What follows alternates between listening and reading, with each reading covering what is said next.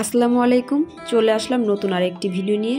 আজকে রান্না করব কচুর ঘন্ট, তাই ভিডিওটি না টেনে সম্পূর্ণ ভিডিও দেখতে থাকুন। কচুর ডাগরগুলোকে বেছে কেটে নিয়ে এভাবে এর ভিতরে গরম পানি ঢেলে এটাকে সিদ্ধ করতে থাকব।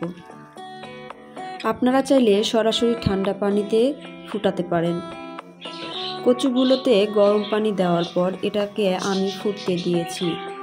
এটাকে বেশ কিছুক্ষণ ভাপাতে হবে। এরপর আমি এটাকে ঢাকনা দিয়ে ঢেকে দিলাম। কিছুক্ষণ পর ঢাকনা উঠিয়ে যখন এভাবে পানি ফুটতে থাকবে, তারপর এগুলোকে ভালোভাবে একটু নেড়ে দেব। এভাবে যতক্ষণ পর্যন্ত এটি ভালোভাবে ভাপানো না হবে ততক্ষণ পর্যন্ত ভাপাতে থাকবো। আমার ভাপানো হয়ে গেছে। এরপর এগুলোকে একটি ছাঁকনির মাধ্যমে ছেঁকে নেব। গলা চুলকানোর ভয়ে অনেকেই কচু খেতে চান না, কিন্তু এই কচুর ডাগরগুলোর উপরের খোসাগুলোকে ফেলে এভাবে সিদ্ধ করে যদি আপনারা রান্না করেন তাহলে কখনোই গলা চুলকাবে না। যাই হোক, আমার ভাপানো শেষ। এবার একটি ফ্রাই প্যানে কিছু পরিমাণ পেঁয়াজ কুচি নিয়ে এরপর এতে তেল দিয়ে দেব। তেল দেওয়া হয়ে গেলে এগুলোকে আমি ভালোভাবে নাড়তে থাকব। এরপর এতে যোগ করে দেব 1 চা চামচের মতো পেঁয়াজ বাটা এবং 2 চা চামচের মতো রসুন বাটা। আমি এখানে রসুন বাটা বেশি নিয়েছি। আমরা জানি কচুতে একটু রসুনের পরিমাণ বেশি দিতে হয়। আপনারা চাইলে আস্ত রসুন অথবা রসুন কুচি করেও দিতে পারেন। আমার ঘরে আস্ত রসুন ছিল না, তাই আমি বেশি পরিমাণে রসুনের পেস্ট ব্যবহার করেছি। কিছুক্ষণ এভাবে এগুলোকে ভালোভাবে মিক্সড করে নাড়তে হবে। ভালোভাবে নাড়াচাড়া হয়ে গেলে এরপর আমরা এখানে প্রায় 1.5 চা চামচের মতো মরিচের পেস্ট দেব। এখানে আমি কাঁচা মরিচ ব্যবহার করেছি, আপনারা চাইলে শুকনো মরিচও ব্যবহার করতে পারবেন। তারপর এতে আমি বেশ কিছু শুকনো মরিচ এভাবে ছিঁড়ে দিয়েছি, এতে করে ফ্লেভার অনেক ভালো আসে। এরপর সবগুলো উপকরণকে ভালোভাবে নাড়তে হবে।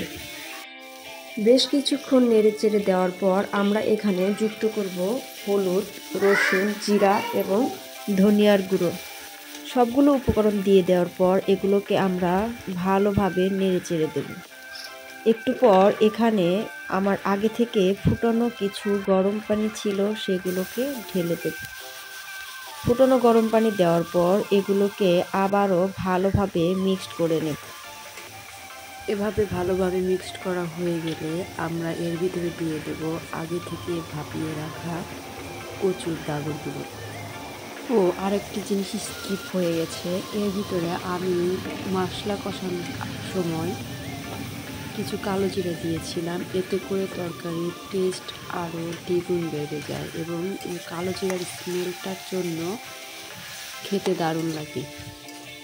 যাই হোক, কচুর ডাগরগুলোকে দিয়ে দেওয়ার পর আমি ভালোভাবে এগুলোকে নেড়ে চেড়ে মশলাগুলোর সাথে মিক্সড করে নেব। তারপর এগুলোকে ভালোভাবে ভাজতে হবে।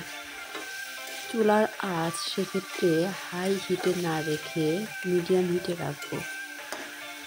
বারবার এভাবে নেড়ে চেড়ে দেওয়ার পর আমরা এটাতে ঢাকনা দিয়ে দেব। আমরা জানি কচু একটি রসালো টাইপের সবজি, যার কারণে এতে বেশি পানি দেওয়া যাবে না এবং এটি পানি পানি থাকলে গলা চুলকানোর সম্ভাবনা থাকবে। তাই যতদূর সম্ভব আমরা পানি না দিয়ে এটাকে কষানোর চেষ্টা করব। যাই হোক, আবারও ঢাকনা উঠিয়ে দিয়ে আমি এগুলোকে আবারও ভালোভাবে নেড়ে চেড়ে দেব। এভাবে বারবার উল্টিয়ে পাল্টিয়ে নেড়ে দেওয়ার কারণ যাতে কড়াইয়ে লেগে না যায়। পুড়ে গেলে এই ঘন্টটার আসল স্বাদটাই নষ্ট হয়ে যাবে। তাই আমরা চেষ্টা করব এবং খেয়াল রাখবো যাতে এই ঘন্ট করতে গিয়ে পুড়ে না যায়। তাই বারবার আমাদের এভাবে নেড়ে দিতে হবে। দেখুন কতটা মাখো মাখো হয়েছে দেখতে। আমার ঘন্ট রাঁধা প্রায় শেষের দিকে, পানিও প্রায় টেনে এসেছে। কিছুক্ষণ পর আমি এই ঘন্টটাকে নামিয়ে নেব। ঘন্টটাকে নামিয়ে নিয়ে অন্য একটি পাত্রে নিয়ে এটাকে পরিবেশন করব। আমার ভিডিওগুলো যদি আপনাদের ভালো লেগে থাকে তাহলে প্লিজ আমার চ্যানেলটাকে সাবস্ক্রাইব করবেন। ভালো লাগলে ভিডিওটি লাইক, কমেন্ট এবং শেয়ার করে দেবেন। পরবর্তী ভিডিও আসা পর্যন্ত সবাই সুস্থ থাকুন, ভালো থাকুন। আল্লাহ হাফেজ।